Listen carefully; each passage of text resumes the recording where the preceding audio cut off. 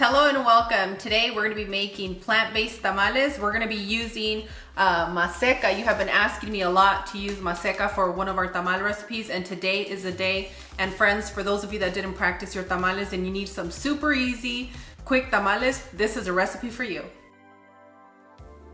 4 cups of your tamal maseca, veggie bouillon, or you can use salt, 3 cups of warm water. To your warm water, you want to add your veggie bouillon. You'll need to roast 4 Anaheim peppers, 4 tomatillos, half a white onion, 3 garlic cloves, and 1 serrano for the spice. Make sure you remove the skin, stem, and the seeds. Half a bunch of fresh cilantro, half a cup of melted butter, and half a cup of vegetable shortening. And for our filling, we're going to be using 2 of the roasted Anaheim peppers, cheddar cheese, and potato. But if you want to combine your filling with something slightly different like queso fresco or just potatoes, you're more than welcome to adjust and make it comfortable for your home. In your blender, you want to place 2 of your Anaheim peppers, your tomatillo, garlic serrano, and your bunch of cilantro. You're going to add 1 tablespoon of your veggie bouillon. Add about 4 tablespoons of water to allow your ingredients to combine well. And that was about 10 pulses with this type of blender. What we want to look for is a salsa consistency. We don't want it super smooth, because last time I gave you guys the chicken tamales and they were super smooth with the sauce. You guys were having a fit about it. So in order to keep you happy, just pulse it about 10 times. See, just a little bit chunkier, just like that.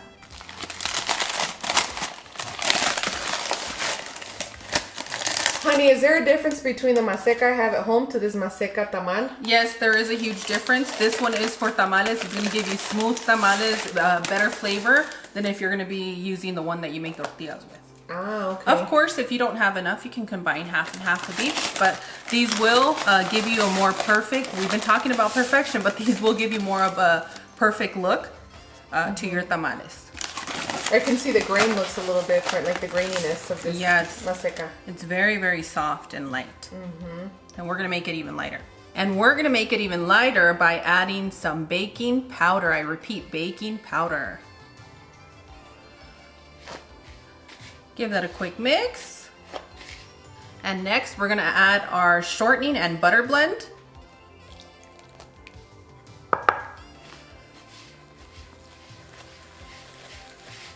I mean, you can use a spoon, but traditionally you want to use your hands. You want to get in there and start feeling. Yes, right? Yes, of course. You are so right, Cloud. And just combine your oils until you get somewhat of the look of some butter cookies, some shortbreads, something like that. Oh, that sounds delicious. It's not going to be the exact same feel. You're going to feel a graininess from the corn, but similar, very similar. I'm going to make a well in the center, and I'm going to add half of our veggie broth at a time.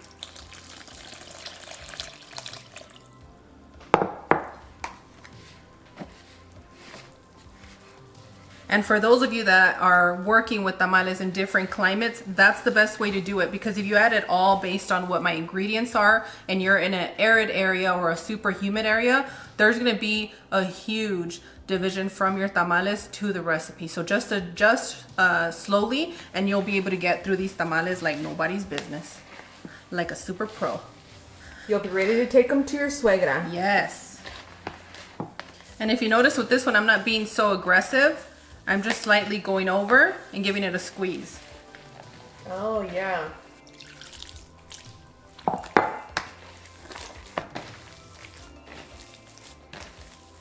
I noticed that my masa is a little bit drier than I would like, so I adjusted by adding 1 more cup of warm water to our masa.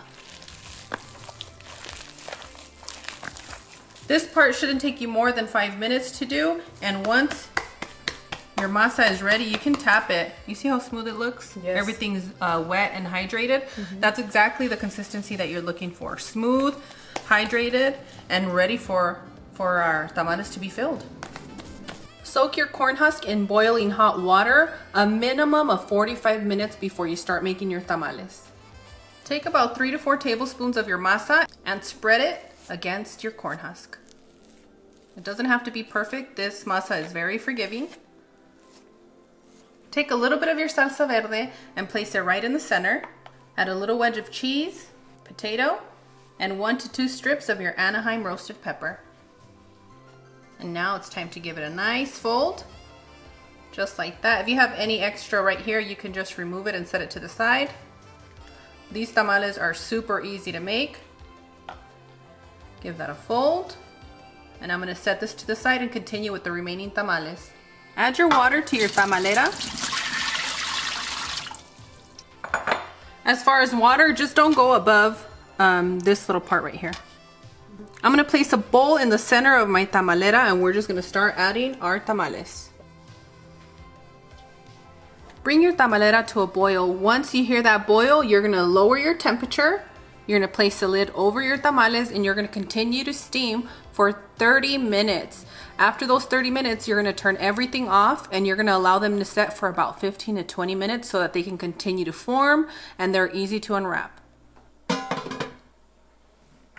And boom, done. Our tamales are perfectly steamed and ready to eat. Oh, I love how that chile verde and cheese just oozed out. Ah, that one's for me. That one's for the sushi.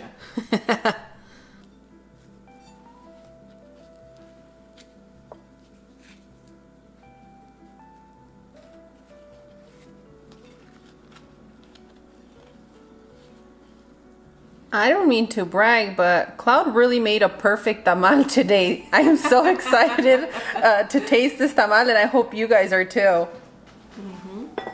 You're officially our new tamal maker in this home, Cloud. I have never seen more perfect tamales. I'm gonna just crack it here so you guys can see the inside. They'll never eat if I'm in charge of the tamales. I take forever. That's okay. It's worth the wait. It smells so good. I can smell the salsa verde, the Anaheim, and ooh, with the cheese combination, you know we love this, amigos. I'm going to need somebody very special to say Provecho.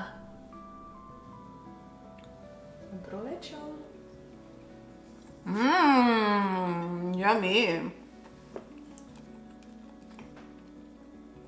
And for those of you that like salsa on your tamales, you can use your remaining salsa verde to enjoy it with your tamales.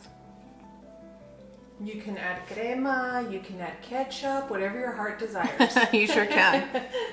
You don't need permission.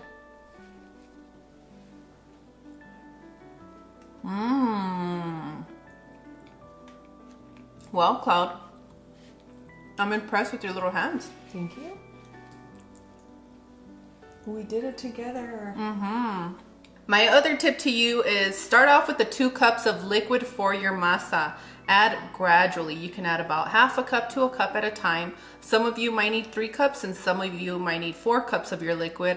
Either way, you're gonna make perfect tamales for your family this holiday season, birthday, or celebrations. And you don't need to practice with this recipe. This one's easy.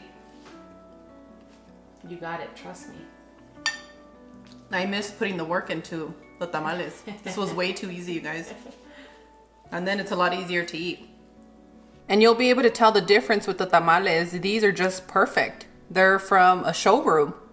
So when you want to impress and you want to make perfect tamales, you're going to have to use Maseca until you have developed the hand for making your fresh masa look just like that. And if you guys haven't seen that, you guys can go to our Al Pastor tamales video where I showed you how fresh masa, we can make it look like that. And for those wanting to keep this recipe completely vegan, just skip on the cheese and use everything else as suggested. And that chile verde right here. But you can use some vegan melty cheese. You can use the vegan melted cheese, but you don't have to have it. Nope. You can skip it. So good. I feel like True Beverly Hills. How many are you having? Every time I eat tamales, I'm so naughty with them. It's the time. It really is. 'Tis the season, I guess. Bye, amigos. I hope you enjoy our tamales recipes that we've shared with you this year and that you guys are staying safe for the holidays. We love you. And stop bombarding people. We love you guys. As always, Claude and I are wishing you the best. We absolutely adore you. And on that one, we'll see you guys tomorrow. Bye! Adios!